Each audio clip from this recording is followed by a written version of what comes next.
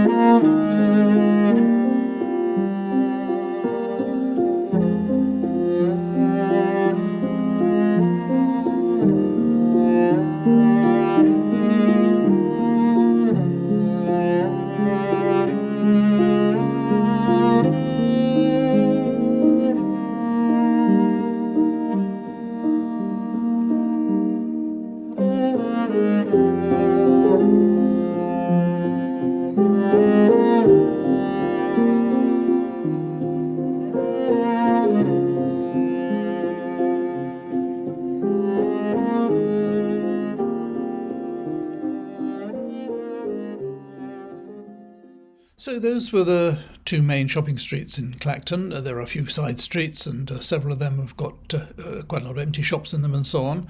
But generally speaking, as you would have seen, it's a little bit shabby. Even some of the multiples are not even bothering to keep their shop facades in good order.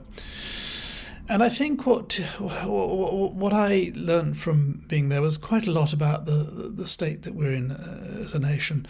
I know that Clacton is one of the poorer towns in the country. It's probably not typical, although I suspect there are many towns that are in a similar state.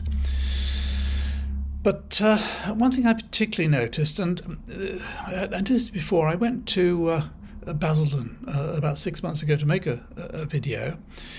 And I couldn't help noticing everywhere there were mobility scooters. I just couldn't understand why there's so many of them everywhere. And you don't normally see many mobility scooters. And I couldn't figure it out. I couldn't understand why there were so many of these. And I just thought in the end, well, maybe there's some hospital for people who can't walk or disabled and so on. Maybe that's why they're all here or something. Maybe they're on a coach trip, whatever. And I kind of forgot all about it. But as soon as I got to Clacton, I noticed, again, everywhere, mobility scooters, so many of them. Just dozens. I don't know if you noticed in the film, I think in that particular fairly short film, I think there were probably 12 or more mobility scooters. Everywhere you went, you went to a shop and there were people riding around on these things in the shops. And the other thing I noticed was a lot of people were very much overweight. And the reason people need, people need mobility scooters is because they can't walk, because they are overweight. And the reason they're overweight, I mean, it's very simple, this, and it's terribly sad. It's because of lack of exercise, but of course it's above all diet. And I think if you're, we all know if you're poor, you can't afford to eat, and you probably don't know better, but you can't afford to eat fruit and vegetables and nice salads and vegetable casseroles and things, because it's too expensive, and it's just cheaper to buy a pizza or a bag of chips or a bag of Mars bars. And I thought, it's just so unfair that there are whole communities, whole people like this who really, all these people who are overweight in these mobility scooters, they're all going to end up in hospital. They're all going to probably die earlier than they would do. They're all going to cost a lot for the NHS and so on. It's all because they're unhealthy, because they can't afford to be healthy, and they probably wouldn't even if they could afford it, because that's the culture. And I think this is government responsibility. And I think as we get poorer, as people get poorer, they're going to resort more and more to processed foods, to cheap foods, because they are cheap and they are filling. And very often we talk about comfort foods, don't we? And just looking around, seeing all these people, I felt really, really sorry for them, I must say. Somebody, I think last week, accused me of sneering. And when I make these videos, I sneer at a lot of politicians, and I sneer at people who write comments saying leaving the EU was the best thing we ever did, and that the EU is corrupt and it's dishonest, and we are on our own now and we're going to be so successful. I sneer at people like that because they are stupid, and I don't mind calling them stupid. But people who can't afford to eat, people like all these people in Clacton, I really feel sorry for them. I mean, really, it just is not fair. And when at the same time, these people who are getting richer and richer and richer and accumulating so much wealth, and all we hear from politicians, we're going to cut taxes. How much more can you cut taxes? I mean, these people need help. Whilst I was there, from time to time, I'll talk to homeless people, and I talked to a couple of guys on a bench in that sort of town square area. And as I say, I've spoken to various homeless people from time to time, and I would say in the majority of cases they have mental issues. It's not entirely just poverty, and a lot of them have got all sorts of problems. And these two guys at the bench, they were very, very chatty, and they wanted some food. I said, what do you need? Do you need some money? They kept saying, no, we don't want money. We just want some food. And in the end, I went off to try and get some food. By the time we came back, they'd gone. But the first of the guys, these two guys, he had a new sort of paper, one of those sort of plasticky paper bracelets on with a hospital written on it. And he said he'd just come back from the hospital and he got cancer and he had to have an operation. didn't seem particularly worried about it. But I said to him, well, sort of, have you got somewhere to live? And I said, no. And he's sleeping rough, yes. And the guy next to him, I said to him, what about you? You know, are you from Colchester? And he said, he looked at me rather vague, and he says, I can't remember. He said, my memory, he said, I've got a problem with my memory only lasts a few hours, and I can't remember anything that happened yesterday or previously. I thought, these people need help. And the guy without the memory had beside him on the floor, it was a cardboard box, one of those Chinese cartons with lots of printing all over it, coloured printing that you would pack children's toys in and so on anyway. And I saw inside this, or on the outside, it contained a tent. And so the two of them were going to go off and find somewhere to pitch this tent. And I thought, this is not right. This is not right in a rich country. And we all know all over the country there are people sleeping rough. And we can afford to house them. We can afford, the most basic housing. And these people do so desperately need help. And it's really very sad and really quite upsetting.